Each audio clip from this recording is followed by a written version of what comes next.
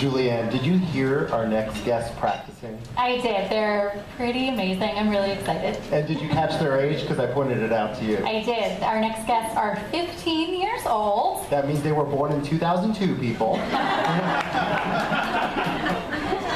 Their names are Ella Martin and Christian Carrington, and they're, of course, the youngest performers we have tonight, hopefully, cross our fingers. And they're part of a wonderful program called Broadway for All. Yeah, Broadway for All. Yeah, Broadway for All is a really amazing program. It's led by professionals from film and theater and television, and they give kids from all ethnic backgrounds, all economic backgrounds, a chance to have training in this world-class conservatory-style setting. I know probably all the performers and probably a lot of you in the audience know how important theater and arts can be in people's lives, and Broadway for All is really making sure that all kids get a chance to be a part of that. So Ella's going to give you a little piece of her story with Broadway for All. And also she'll be joined by Christian, and both of them will, of course, be singing. So let's welcome them. Yeah.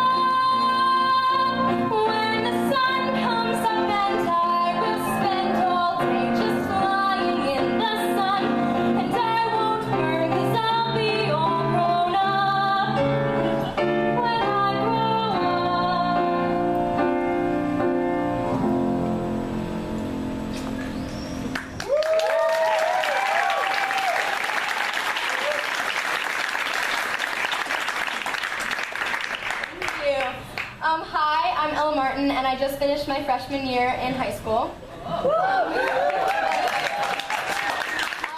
been part of Broadway for All for 2 years, and if being up here isn't enough of an indicator, I'd like to share how lucky I am to be part of such a life-changing movement. 2 years ago, I left my Philadelphia suburb for New York City, and I could not have been more thrilled to be growing as an actor at Broadway for All. I knew I would develop as an artist, but little did I realize how profoundly I would grow as an individual as well. Growing up in my predominantly white community, this topic of diversity seemed distant to me. I couldn't imagine it as an obstacle to actors, let alone someone my age being subject to that kind of hindrance.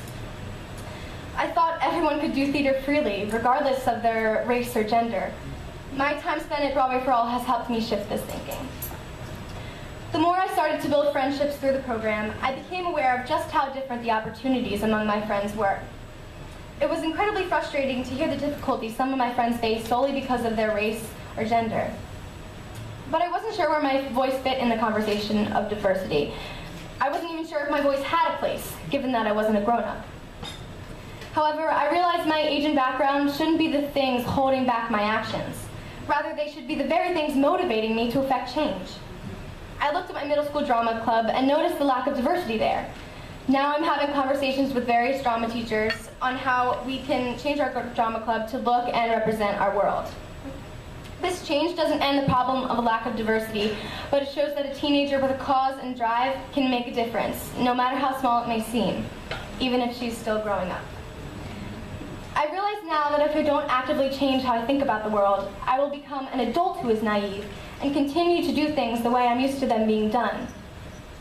Maintaining the gift of diversity rests on all of our shoulders, and I'm humbled to have that awareness.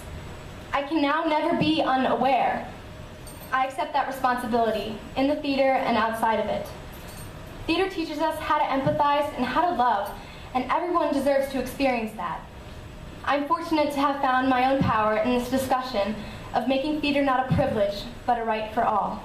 Thank you.